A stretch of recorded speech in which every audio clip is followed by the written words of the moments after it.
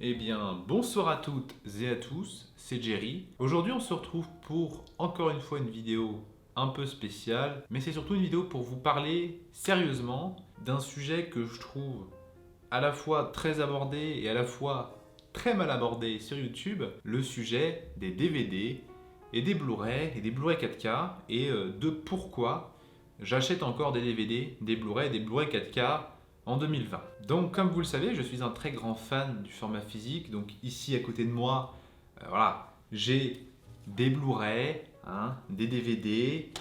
Le but n'est pas de vous les montrer, clairement, c'est pas de regarder, regardez, j'ai la plus grosse. Non, non, le but c'est juste d'avoir une collection. Vous me direz donc, en 2020, à l'heure où tout, je dis bien tout est disponible en ligne, que ce soit de manière légale sur Netflix, Canal+, Prime Video, Shadows même, des plateformes que pour la plupart j'utilise. Pour l'anecdote, j'ai Netflix, Prime Video et Shadows, ce qui est déjà pas mal je trouve. J'hésite encore à investir éventuellement dans Canal+, parce que c'est vrai que ils ont vraiment des films cool, mais bon, c'est pas moi qui paye, donc voilà, c'est mes parents qui décident. Mais en tout cas, voilà, je ne suis absolument pas, je ne dénigre absolument pas ces applications, ces entreprises, même si effectivement je pense que elles font quand même si elles font du bien à l'industrie, elles font aussi du mal à l'industrie, et plus qu'à l'industrie, à l'art cinématographique. Comme vous le savez sûrement, le cinéma c'est le 7e art. C'est une sorte un petit peu d'art ultime qui mélange la peinture, la musique, la sculpture, enfin toutes les formes d'art en un seul art populaire finalement. Donc voilà, après effectivement il y a des gens qui vont venir dire que le jeu vidéo c'est le 8e art. Ce que je peux entendre, moi je sais pas encore si je considère le jeu vidéo comme un art, puisque c'est vrai que finalement le jeu vidéo reprend beaucoup du film, mais bon, c'est un autre débat. Je ne dénigre absolument pas le jeu vidéo, j'y joue moi-même, faut pas croire. Mais donc, on est ici pour parler du cinéma et du format physique.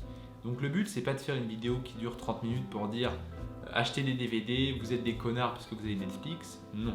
Le but, c'est d'essayer déjà de communiquer. Donc le cinéma, qu'est-ce que c'est? Alors il y a des gens qui répondront le cinéma c'est les films, d'autres gens comme moi qui répondront le cinéma c'est un art, et d'autres gens qui répondront le cinéma c'est la salle de cinéma. Les trois ont raison en fait, c'est-à-dire que le cinéma c'est un art, le cinéma c'est des films, et le cinéma c'est des salles de cinéma. Enfin, c'est ce que je pense, bien sûr. Vous pouvez ne pas être d'accord avec moi. Mais moi ce que je pense, c'est que pour découvrir un film, le mieux, l'idéal, c'est de le découvrir dans une salle de cinéma. Cependant, effectivement, il y a des films qu'on ne peut pas découvrir dans une salle de cinéma parce que, en fait, au cinéma, ce sont principalement des films d'actualité qui sortent. Des fois, il y a quand même pas mal de films qui passent en rediffusion. Par exemple, je pense à UGC qui fait les séances UGC cultes où ils repassent des films comme Platoon, comme Apocalypse Now, des films comme Il était une fois dans l'Ouest. Et ces séances, c'est vachement bien parce que ça permet de découvrir des chefs-d'œuvre du cinéma au cinéma. Mais il y a un moment où forcément il y a un film que vous voudrez voir et vous savez qu'il ne repassera probablement jamais au cinéma. Ou alors peut-être une fois dans votre vie, mais il suffit que ce soit un moment où vous ne pouvez pas y aller pour vous sentir un petit peu baisé, pour être poli. Par exemple, voilà, je prends juste un exemple comme ça. Juste à côté de moi, j'ai le Scarface de Howard Hawks, le Scarface original des années 30. Il est très peu probable que ce film repasse un jour au cinéma. Donc, c'est pourquoi je me le suis procuré en Blu-ray, que j'ai un lecteur Blu-ray afin d'en profiter, et un écran d'assez bonne qualité, même si, comme j'ai dit dans une ancienne vidéo, le but c'est d'investir dans un vidéoprojecteur afin de pouvoir expérimenter l'expérience cinéma à la maison. En tout cas d'avoir l'écran le plus grand possible, et puis un système son, j'ai un système son qui tient la route. Pourquoi j'achète encore des DVD en 2020? Eh bien, déjà, premièrement, je pense que c'est pour soutenir tout simplement les créateurs. Alors, les auteurs aussi. Je dis créateurs, mais c'est pas forcément le bon terme, c'est plus les auteurs. Bien sûr, j'achète pas des DVD à 20 € dans les Leclerc, à la Fnac, tout ça, puisque fondamentalement, ça va soutenir effectivement un auteur, mais en fait, ça coûte cher. Hein. Clairement, moi aujourd'hui, c'est rare, mais vraiment très rare que je mette plus de 10 € dans un DVD. Tout simplement parce que je pense que 10 € dans un Blu-ray, oui. Dans un DVD, c'est déjà plus compliqué parce qu'effectivement, la qualité des DVD est moindre. Par exemple, récemment, je l'ai présenté dans ma vidéo des achats DVD, etc. J'ai acheté le DVD de Benny qui n'était pas dispo en Blu-ray et le DVD m'a coûté la modique somme de 19,90 €. C'est cher, j'ai eu un peu mal au cul quand je l'ai acheté, mais c'est un film que je voulais vraiment racheter parce que c'est un film qui m'avait beaucoup plu. Et comme c'est un film, il me semble que c'est un film allemand, et ben du coup, il me semble que les films allemands, c'est rare qu'on les ait en Blu-ray. Hein. Là, j'ai un autre film allemand ici, juste ici, c'est 303. En plus, c'est un film très auteur. C'est vrai que 303, il n'y avait pas de Blu-ray non plus, et il me semble aussi que je l'avais payé 19,90. Mais c'est de rares exceptions, donc de temps en temps, je me fais un petit plaisir quand même. Maintenant, c'est vrai que c'est mieux d'avoir les films en Blu-ray parce que la qualité est bien plus élevée et c'est beaucoup plus agréable, je trouve. Surtout quand on a un écran comme moi qui est 4K, forcément le DVD commence à piquer un peu. Quand on est le nez dessus, forcément si on est à 5 mètres, le DVD il passe très bien. Mais comme je suis en général pas trop loin de l'écran, c'est vrai que c'est pas le top. Maintenant les Blu-ray, c'est vrai que ça coûte plus cher. En général, on est plus aux alentours des 20 € dans les Fnac. Souvent il y a la promo 3 Blu-ray pour 30 € dans les Leclerc, dans les Fnac. Et puis dans tout ce qui est Nose et les magasins comme ça, et les magasins d'occasion surtout, on en trouve assez souvent d'occasion pour pas trop cher. Donc voilà, récemment je les ai pas ici, mais je suis passé dans un Nose, j'ai trouvé Mission Impossible 5, c'est Rogue Nation, pour 2,99, franchement ça vaut le coup. Pour 2,99, le Blu-ray était 9 sous blister. Voilà, là j'ai du coup Blade Runner 1, enfin The Final Cut et Blade Runner 2049. Les deux Blu-ray chez Nose, je les ai payés 6,99 €.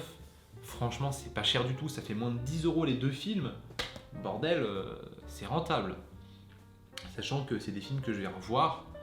Donc voilà, ça se rentabilise très facilement.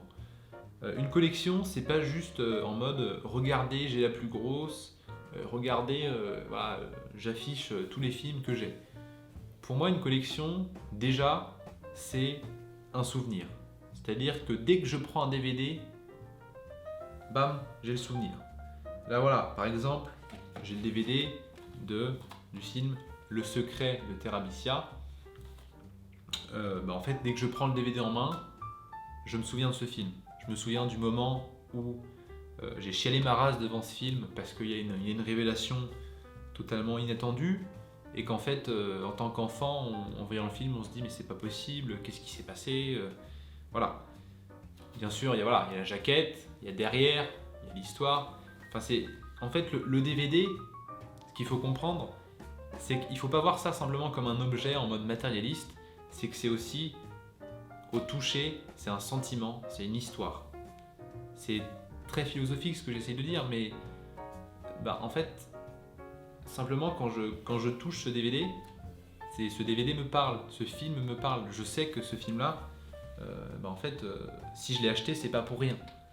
Il y a des DVD que j'achète effectivement de temps en temps, des trucs comme, je vais prendre un exemple, forcément, Iron Sky par exemple, on est d'accord, c'est pas du tout du même niveau que Le Secret de Terabithia, c'est pas du tout le même genre de film, c'est beaucoup plus une sorte de nanar, un truc qui se veut nanar volontaire, etc. On est d'accord que là, oui, quand je prends le film en main, ça fait beaucoup moins. Il y a beaucoup moins d'émotions.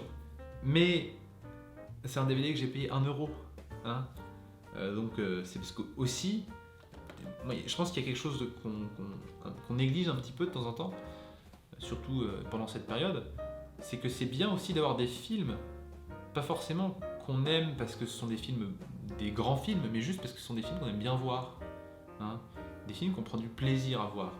Moi là, j'ai des films, bon là je vais pas vous le sortir parce qu'il est un peu loin, mais j'ai American Pie. American Pie, c'est un film personnellement que je considère comme presque comme un chef-d'œuvre en fait. Parce que j'adore ce film, vraiment, j'adore ce que ça raconte et j'adore ce que ça dit sur la société. Et American Pie, juste quand je prends le DVD, je suis en mode putain, j'ai cette histoire dans les mains quoi. Et oui, ça m'arrive d'acheter des DVD parce que voilà, pour des raisons. Il y a des films, je les vois à 3 euros, je suis en mode putain, ce film là, je veux le revoir. Oui, et ben si je le revois et que je le trouve nul à chier, ben, au pire, je le revends et puis voilà, c'est fini, basta. Mais voilà, une collection, c'est aussi un moyen, je trouve, juste. Moi, quand je me lève, je tourne la tête comme ça, parce que mon lit est là, je tourne la tête comme ça, et je vois tous mes films, et là je vois des titres. Et je vois Freddy contre Jason, je suis en mode putain, ça c'était vraiment fun comme film. Là je vois New York 97, 1997 de John Carpenter, et je me dis putain, Snake Plissken, il a vraiment la classe. Puis là, je vois le King Kong de 1933, je suis en mode putain, oh là là, le film pour 1933, vraiment c'est super bien foutu quoi. Donc voilà, en fait, dès que je vois un film, il y a une histoire qui sort du titre, de la jaquette. Et ce qu'il faut comprendre, c'est que j'ai des films sur mon disque dur. Mais quand je vois les.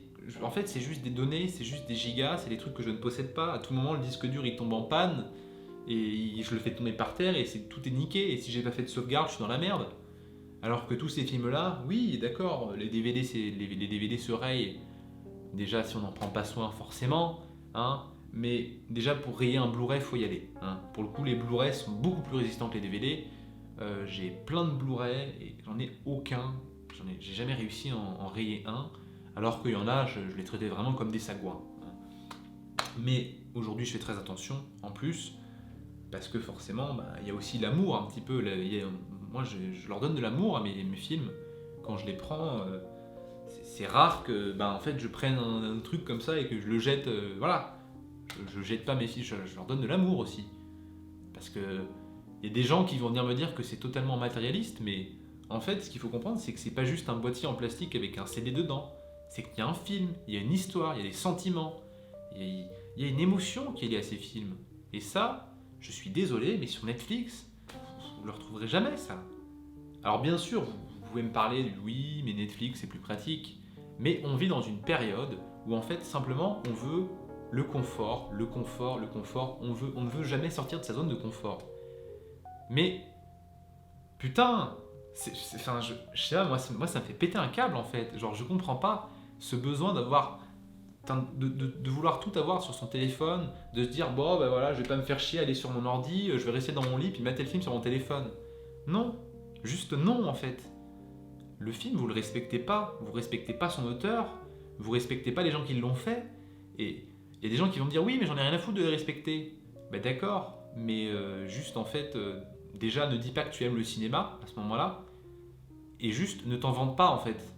À quel moment tu te vantes de chier sur des gens qui ont bossé? Alors ok, ils ont été payés pour faire des films, mais c'est pas une raison. C'est des gens qui ont bossé dur pour donner un résultat. Alors, ok, il y a les films commerciaux où je vous dirais on s'en bat les couilles. Je suis le premier à le dire. Hein. Pour tout ce qui est sur Disney+, dans l'ensemble, même s'il y a des films que j'adore, je vais juste vous dire, les gars, moi, je pirate, j'en ai rien à foutre. D'accord, mais c'est différent. Ça dépend, encore une fois, ça dépend des films. Hein, mais par exemple, voilà, Les Affranchis de Scorsese, les gars, vous n'allez pas mater ça sur votre téléphone. Je suis désolé, à un moment, il faut réfléchir aussi. Scorsese, il vous voit dans votre pieu avec votre téléphone, il vient vous frapper en fait. Donc, moi, je pense qu'il faut respecter l'œuvre et les gens qui ont fait l'œuvre. Et pour ça, ça passe par effectivement une collection. Alors je sais, vous allez me dire, ça coûte de l'argent. Mais déjà, aujourd'hui, tout coûte de l'argent, mes amis. Votre abonnement Netflix, il coûte de l'argent. Votre abonnement Prime, il coûte de l'argent. Votre abonnement Disney+, il coûte de l'argent. Alors vous allez me dire, oui, mais au final, même en cumulé, tout ça, ça coûte beaucoup moins cher que d'acheter plein de Blu-ray et plein de DVD. Bien sûr, mais une collection de Blu-ray et de DVD, ça se fait pas en un jour. Moi, ça fait à peu près plus d'un an que je m'y suis, voire même non, 2 ans que je m'y suis remis sérieusement à collectionner les DVD et les Blu-ray. Et je dois avoir quoi? Une centaine, peut-être 200 films au total. Sachant que je trouve ça énorme personnellement, 200 films en... C'est pas 2 ans exactement, ça doit faire 1 an et 6 mois, un truc dans le genre. Mais en tout cas, je trouve ça juste énorme d'avoir tous ces films-là. Et putain, quand je regarde mon étagère, je me dis, mais waouh, mais il y a un sentiment de vertige là. Il y a juste des centaines de films, il y a des centaines d'années de cinéma dans mon étagère. Et quand je vois ça, je suis en mode, putain, j'ai le cinéma sur mon étagère. Oui, c'est une forme de confort aussi. Mais après, vous allez me dire, oui, mais dans ta collection, quand tu veux chercher un film à regarder, c'est le bordel. Parce que dans un disque dur, c'est pas le bordel. Genre, vous avez essayé de ranger vos films dans un disque dur ou pas? Parce que moi, en fait, concrètement, je n'y arrive pas. En fait, j'essaie de faire des catégories en mode film des années 90, 99. Mais le problème, c'est que moi, chaque film, ben en fait, je me dis, ah, mais tel film, bah, c'est tel réal. Puis en fait, moi, j'ai envie de voir ces autres films. Du coup, je télécharge ces autres films.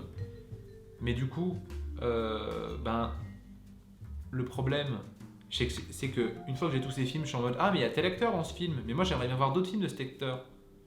Et c'est une boucle infinie. Et les DVD, et les Blu-ray, et les Blu-ray 4K, bah, ça permet de se dire, une fois qu'on a le truc, on se dit, bon, bah, je l'ai, donc je le mate. Ça ne m'empêche pas, après, si je veux télécharger un film du réal, de me le mater, et puis si le film me plaît, eh bien après je l'achète. Hein, bien sûr. Moi, je ne suis pas en train de vous faire la morale en disant, il faut pas pirater, il faut pas télécharger.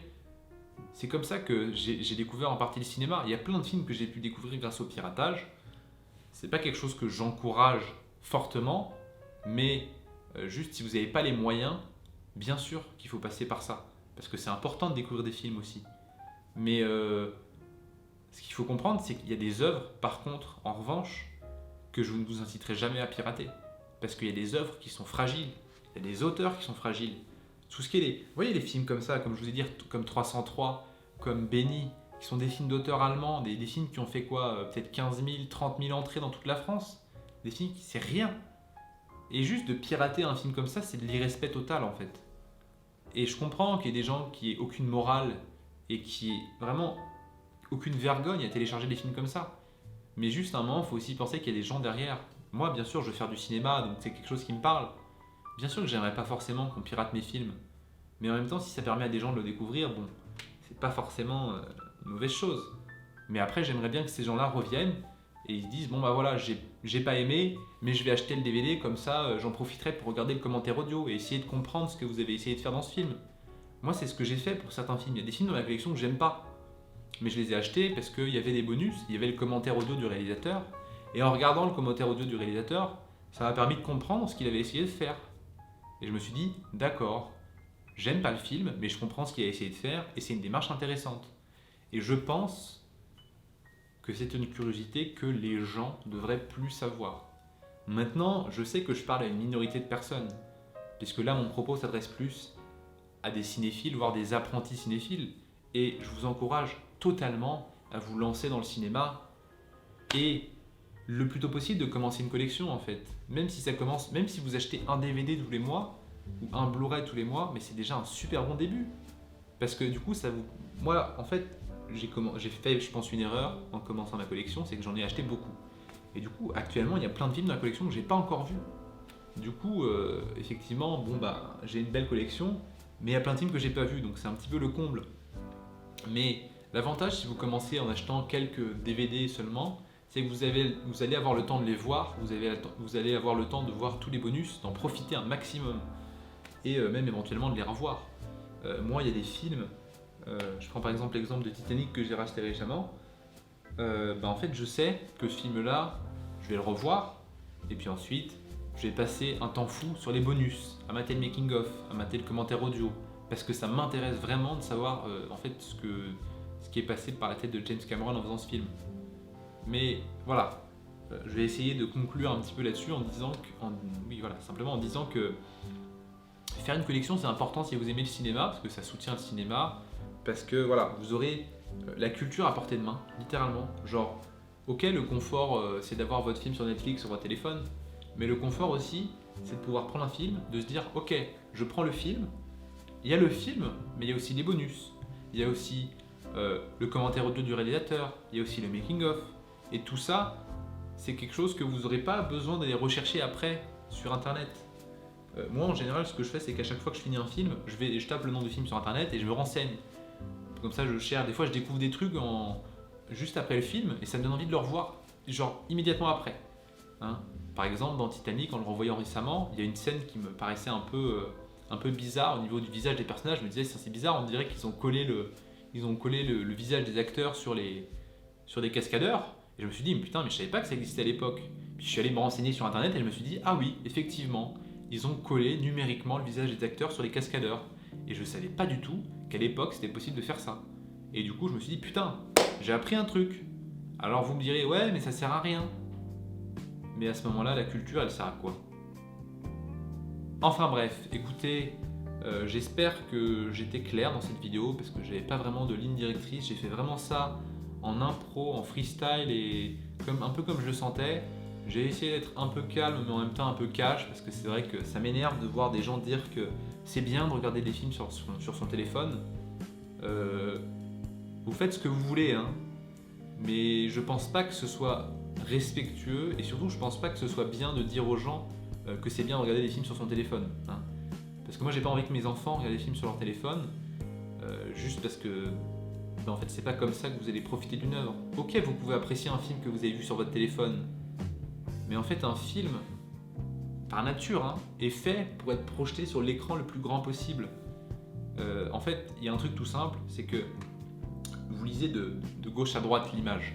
Donc dans un film comme 2001 par exemple, et ben en fait, plus l'écran est grand, plus vos yeux vont mettre du temps à voir l'image et à la lire de gauche à droite, de haut en bas. Sauf que sur votre téléphone, en fait, vous avez tout dans les yeux, donc vous voyez tout d'un coup, donc si le plan dure 10 secondes, vous êtes en mode, bon bah c'est chiant. Alors que sur un grand écran, vous allez lire l'image, vous allez faire, waouh, on voit l'immensité de l'espace. Et c'est ça le cinéma.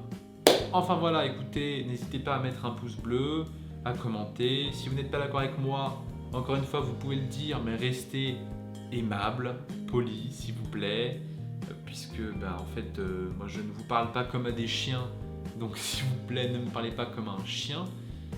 Si vous êtes senti agressé par cette vidéo, désolé, mais c'est peut-être que, il n'y a que les vérités qui fâchent, hein. Et puis écoutez, on se retrouve dans une prochaine vidéo, j'espère plus joyeuse. Salut à tous, c'était Jerry.